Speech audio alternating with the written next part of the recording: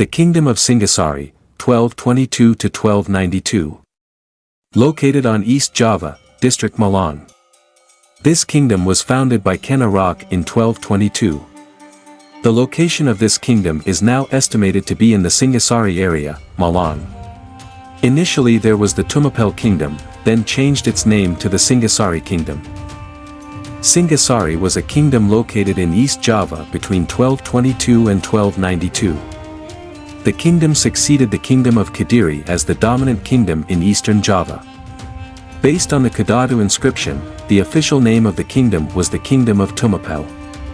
According Nagara Kritagama, when it was first established in 1222, the capital of the Kingdom of Tumapel was named Kudaraja. In 1253, King Wisnuwardhana installed his son Kirtanagara as Yuwaraja and renamed the capital into Singhasari. In 1292 there was an uprising by Jayakatwang, Bhupati of Jalangalang.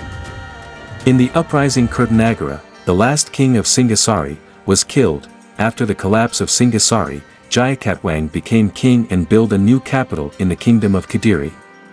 The Tumapel Singhasari kingdom came to an end. Singhasari, also known as Tumapel, was a Javanese Hindu-Buddhist kingdom located in East Java between 1222 and 1292. The kingdom succeeded the Kingdom of Kediri as the dominant kingdom in eastern Java. The kingdom's name is cognate to the Singhasari district of Malang Regency, located several kilometers north of Malang city. Singhasari, alternate spelling, Singhasari, was mentioned in several Javanese manuscripts, including Paraton. According to tradition, the name was given by Ken Arok during the foundation of the new kingdom to replace its old name, Tumapel, located in a fertile highland valley which today corresponds to the area in and around Malang city. It derives from Sanskrit word Singha, which means lion, and Sari, which in Old Javanese could mean either essence or to sleep. Thus Singhasari could be translated as essence of lion or sleeping lion. Although the lion is not an endemic animal of Java, the symbolic depiction of lions is common in Indonesian culture, attributed to the influence of Hindu-Buddhist symbolism. Singhasari was founded by Ken Arok, 1182–1227–1247, whose story is a popular folktale in Central and East Java. Most of Ken Arok's life story and also the early history of Singhasari was taken from the Paraton account, which also incorporates some mythical aspects. Ken Arok was an orphan born of a mother named Ken Indak and an unknown father. Some tales stated he was a son of the god Brahma, in the Kediri kingdom's territory. Ken Arok rose from being a servant of Tunggul Aim Tung, a regional ruler in Tumapel, present-day Malang, to becoming a ruler of Java from Kediri. He is considered the founder of the Rajasa dynasty of both the Singhasari and later the Majapahit line of monarchs. He killed Tunggul Aim Tung and he was later assassinated by Anyasapati, in revenge for killing his father, Tunggul Aim Tung. Ken Arok's son Panji Tojaya assassinated Anyasapati, but he in turn reigned only a few months in 1248 before his nephews revolted. These two, Rangawuni and Mahisha Champaka, ruled together under the names Vishnuvratna and Narasimhamurti. In the year 1275, King Kirtanagara, the fifth ruler of Singhasari who had been reigning since 1254, launched a peaceful naval campaign northward towards the weak remains of the Srivijaya. In response to continuous Ceylon pirate raids and Chola kingdom's invasion from India which conquered Srivijaya's Kedah in 1025. The strongest of these Malaya kingdoms was Jambi, which captured the Srivijaya capital in 1088, followed by the Dharmasraya kingdom, and the Temasek kingdom of Singapore. The military force known as the Pamalayu expedition was led by Admiral Mahisa Anabrang, aka Advaya Brahman, to the Malaya region, and was also intended to secure the Malayan Strait, the maritime Silk Road, against potential Mongol invasion and ferocious sea pirates. These Malayan kingdoms then pledged allegiance to the king. King Kirtanagara had long wished to surpass Srivijaya as a regional maritime empire, controlling sea trade routes from China to India. The Pamalayu expedition from 1275 to 1292, from the time of Singhasari to Majapahit, is chronicled in the Javanese scroll Nagarakritagama. Singhasari's territory thus became Majapahit territory. In the year 1284, King Kertanegara led a hostile Pabali expedition to Bali, which integrated Bali into the Singhasari kingdom's territory.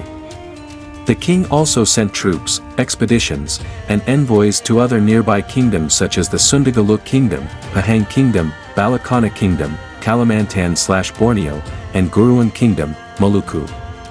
He also established an alliance with the King of Kampa, Vietnam. King Kertanegara erased any Srivijayan influence from Java and Bali in 1290. However, the expansive campaigns exhausted most of the kingdom's military forces and in the future would stir a murderous plot against the unsuspecting King Kertanegara. Singhasari, and its successor kingdom, Majapahit, were among the few kingdoms in Asia that were able to thwart an invasion by the Mongol horde by repelling a Mongol force in 1293.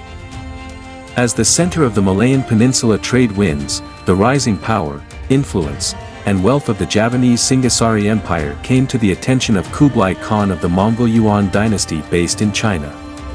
Moreover, Singhasari had allied with Kampa, another powerful state in the region. Both Java, Singhasari, and Kampa were worried about Mongol expansion and raids against neighboring states, such as their raid of Bagan in Burma. Kublai Khan then sent emissaries demanding submission and tribute from Java. In 1280, Kublai Khan sent the first emissary to King Kertanegara, demanding Singhasari's submission and tribute to the Great Khan. The demand was refused. The next year in 1281, the Khan sent another envoy, demanding the same, which was refused again. 8 years later, in 1289, the last envoy was sent to demand the same, and King Kertanegara refused to pay tribute. In the audition throne room of the Singhasari court, King Kertanegara humiliated the Khan's envoy by cutting and scarring the face of Mengki, one of the Mongols' envoys. Some sources even state that the king cut the envoy's ear himself. The envoy returned to China with the answer, the scar, of the Javan king written on his face. Enraged by this humiliation and the disgrace committed against his envoy and his patients, in late 1292 Kublai Khan sent 1,000 war junks for a punitive expedition that arrived off the coast of Tuban, Java in early 1293. King Kertanegara, whose troops were now spread thin and located elsewhere, did not realize that a coup was being prepared by the former Kadiri royal lineage. In 1292, Regent Jayakatwang, a vassal king from the kingdom of Daha, also known as Kadiri or Jalangjalang, prepared his army to conquer Singhasari and kill its king if possible, assisted by Arya Viraraja, a regent from Sumnep on the island of Madura. The Kadiri, Jalangjalang, army attacked Singhasari simultaneously from both north and south. The king only realized the invasion from the north and sent his son-in-law, Nararya Sangramawija, informally known as Raden Wijaya, northward to vanquish the rebellion. The northern attack was put at bay, but the southern attackers successfully remained undetected until they reached and sacked the unprepared capital city of Kotaraja. Jayakatwang usurped and killed Kertanegara during the Tantra sacred ceremony, thus bringing an end to the Singhasari kingdom. Having learned of the fall of the Singhasari capital of Kotaraja due to Kadiri's treachery, Raden Wijaya tried to defend Singhasari but failed. He and his 3 colleagues, Rangala, Sora, and Nambi, went to exile in favor of the same regent, Bhupati, Arya Viraraja of Madura, Nambi's father, who then turned his back to Jayakatwang. With Arya Viraraja's patronage, Raden Wijaya, pretending to submit to King Jayakatwang, won favor from the new monarch of Kadiri, who permitted him to open a new settlement north of Mount Arjuna, the Tarak forest.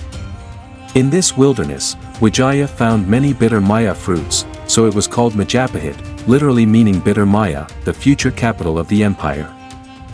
In early 1293, the Mongol naval forces arrived on the north coast of Java, near Tuban, and on the Brantas River mouth to flank what they thought was Singhasari. Raden Wijaya found the opportunity to use the unsuspecting Mongols to overthrow Jayakatwang. Raden Wijaya's army allied with the Mongols in March 1293 and a battle ensued between Mongol forces against Daha forces in the creek bed of Kali Mas River, a distributary of Brantas River, which was followed by the battle of Mongol forces against Daha forces that attacked the Majapahit regional army led by Raden Wijaya. The Mongols then stormed Daha and Jayakatwang finally surrendered and was executed. Once Jayakatwang was eliminated, Ratan Vijaya then turned his troops on his former Mongol allies, forcing them to withdraw from the island of Java on May 31, 1293. The victor, Prince Wijaya, son-in-law of Kertanegara, the last Singhasari king, then ascended the throne as Kertajasa Jayawardhana, the first king of the great Majapahit Empire, on November 12, 1293.